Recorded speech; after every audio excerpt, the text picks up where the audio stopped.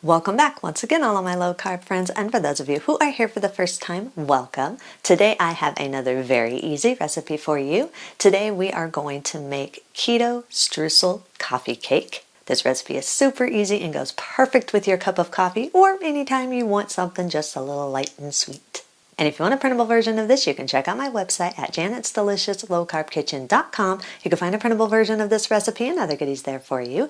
And if you're new to the channel and you want to see lots of easy, delicious, low-carb keto recipes, make sure you click that subscribe button and click the notification bell that's right next to the subscribe button. That way you can be notified every time I put out videos every Wednesday and Saturday. And if you'd like to help support the channel, make sure you scroll down in the description of the video. You'll see some affiliate links. Anytime you purchase anything using those affiliate links, a small portion of your purchase will go to me and help support the channel. So, while you do all that, let's get cooking.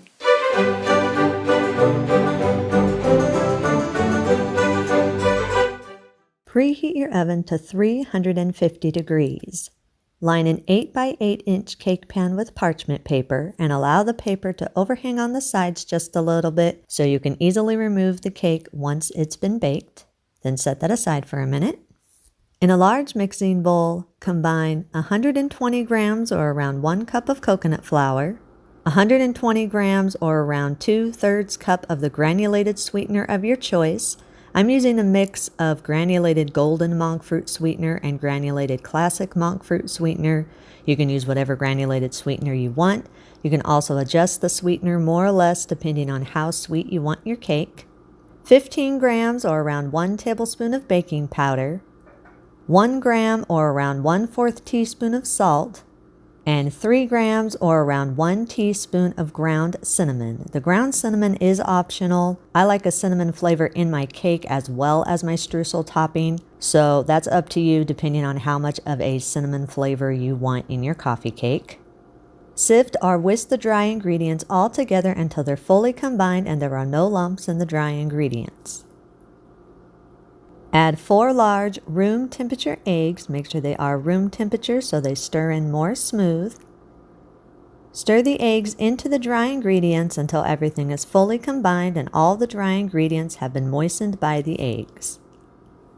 Add a 1/2 cup of butter that's been melted and cooled. Make sure it is cooled. You do not want to put hot butter into your mixture. Stir the butter in until everything is fully combined. Add 120 grams or around a 1/2 cup of plain yogurt or sour cream. Make sure this is room temperature. Room temperature ingredients makes for a smoother dough, which makes for a lighter cake.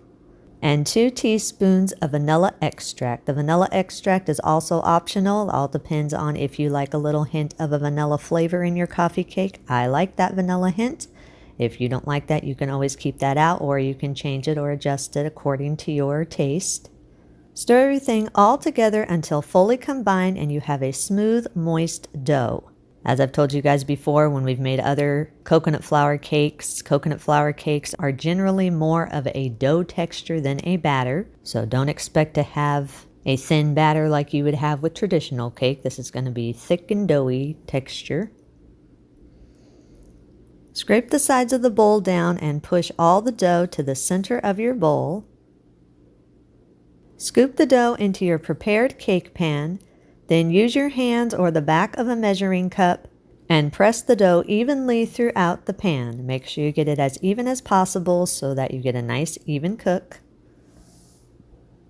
Once your cake's all nice and even, set that aside for just a second so we can make the streusel topping.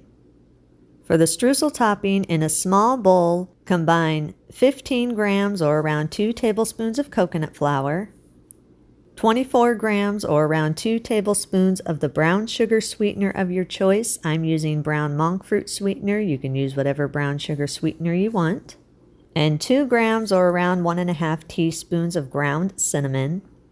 Sift or whisk these together until they're fully combined and there are no lumps in the dry ingredients. Add 2 tablespoons of room temperature butter that is very soft. You do not want this melted. You just want it soft enough to be able to combine with the dry ingredients. Use a fork or your fingers and mix together all the streusel ingredients until all the dry ingredients are completely moistened with the butter. Make sure all the dry ingredients are completely moist. Once your topping is made, take the streusel topping in your fingers in small amounts and sprinkle it over the top of your cake in a nice even layer. You can use as much of the topping as you want. If you decide you don't want to use all of it, that's up to you. I like to use all of it because I like a nice little thick streusel on top there. Once the topping's been evenly distributed, place the cake in your preheated oven and bake at 350 degrees for 25 to 30 minutes or until the topping and the edges of the cake are lightly golden. For me, 27 minutes was perfect. I always tell you guys, everybody's oven is different. So 25 to 30 minutes, you're just looking for the top to be toasty and the edges of your cake to be slightly golden. Once the cake is all done baking, remove it from your oven. It still will be a little soft, but it will firm up as it cools. Allow it to cool in the pan for at least 30 minutes so it can firm up. After 30 minutes and your cake is firm, grasp the overhanging parchment paper and carefully and gently lift the cake out of the pan and over to a wire rack so it can cool completely before you slice it.